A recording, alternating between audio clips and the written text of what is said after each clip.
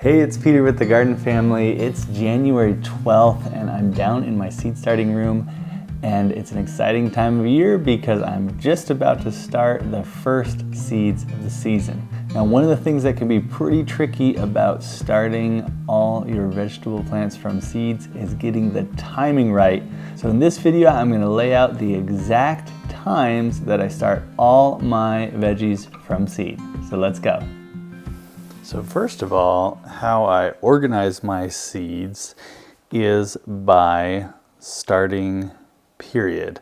I don't put exact dates just so I have some flexibility, but you can see I've organized my seeds into early, mid, or late periods of certain months, and then I've placed the corresponding seeds into those little boxes. You can get these organizers either online or at local craft stores. They're really meant for photo organizing, but the size of them holding 4x6 photos actually works perfect for holding the seed packets. So for example, it is currently mid-January. So if I open this up here, I can pull out mid-January. There's really only one type of seed that we will be planting in January in my region, and those are onions. So I've got a few different types of yellow onions, as well as a white onion, and then my red onions are actually pelleted, so they are in a separate container.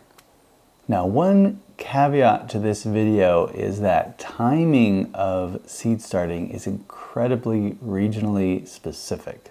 So we're in Southwest Ohio, planting zone 6B, and if you are in surrounding areas of the Midwest, a lot of this will apply to you.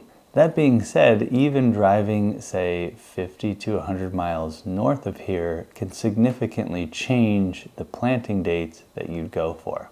And also, planting zone alone is not going to allow you to use this exact schedule. For example, if you are on the west coast of Canada in planting zone 6, we may have the same minimum temperature, but it's unlikely to get warm enough to plant warm weather plants in the same time frame.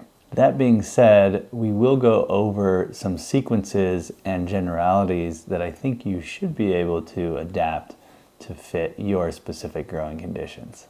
All right, so let's get into the timing that we use here to start our seeds. So we already briefly talked about what we're starting now, mid-January. In mid-January, we will be starting onions. And that's pretty much it for January. Now in February, we start planting a lot more seeds. Early February, however, really the only thing we consistently plant in early February is parsley. Parsley can withstand cold temperatures, but it also takes quite a while to germinate. By mid-February, this is starting to feel a lot more full, because in mid-February is when we start all of the brassica family plants. So things like cauliflower, broccoli, kale, cabbage, those are all started mid-February for us because we generally like to start them about 6 weeks before our target planting date, which is usually about April 1st for us. Now, other things that we will be planting out around the same time would be beets, and then the Asian greens like pak choy, tatsoi, and bok choy. Now, as we get towards late February, certain things we're going to plant that just grow a little bit quicker than the brassica families, but generally we're still looking at the same target planting date. So in late February, we're going to be planting cilantro, all of our lettuces, and Swiss chard. Those are the main things we're planting late February. All right, so now that we've made it to March, early March, what will we be planting? In early March is generally when we start our pepper plants. Now, our pepper plants are not going to go out in the ground until the early part of May. But peppers, unlike tomatoes, do take longer to germinate and they're slower to grow, so we start them in early March. Now, mid-March is generally when we start our eggplant. Last year, we started our eggplant in early March with our peppers, and they got too big. I mean, they still did fine, but they were really pushing it for indoor plants. So this year, we're gonna start them just a week or two later. Now, I have a second box that's mid-March, but these are direct sown. So these I'm gonna go out in the garden and plant them, assuming the ground is not frozen then, which it usually isn't here. It could be, and then we just wait a little bit longer. But the main things we're planting there would be peas. And besides the peas, that is also when we will direct sow arugula, or if you want a mixed green that you're going to direct sow, that would be the time that we would do that. So that brings us to late March, and in late March, the main thing that we're starting is all of our basil plants. And then we'll continue to succession start a few basil plants throughout the season as we go along. All right, early April, nice heavy one, because that is when we start our tomatoes.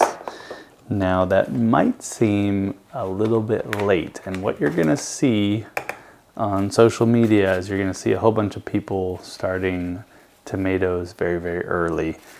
And I've been there before, and tomatoes grow very, very fast. In fact, last year I had a lot of paste tomatoes that I grew that I actually had to throw out and restart because I just got so excited and started them too early.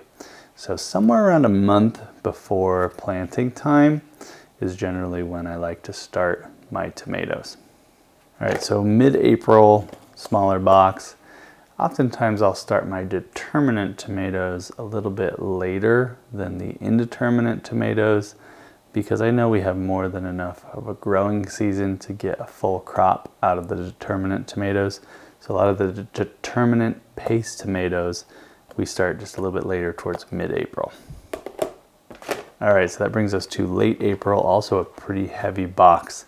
And that's because our cucumber and squash family plants, as well as melons, are all in here. They're pretty big seeds too. So if you're going to transplant those, you do not want to start them very early. Somewhere maximum about 2 weeks before planting time is when I'd start those. They'll germinate really fast. They'll grow really fast indoors. And if you start them too early, you're just gonna have a big plant that's gonna get root bound and stressed. The other option is these direct sow relatively well, but to get a little jump start on the season, we do like to start these late April and then transplant. And then if we want additional plants, we'll direct sow them after that date. So that's the bulk of the seed starting. A few more boxes. Early June, starting indoors, is when we will start plants that will be harvested in the fall that need a really long season. So things like storage cabbage and Brussels sprouts are in this box.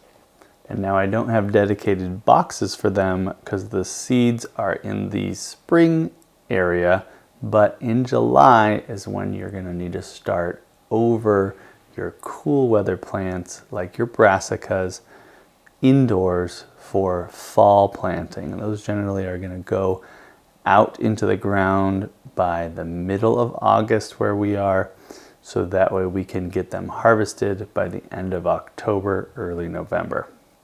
So there it is. That is our time frame for starting all of our seeds indoors.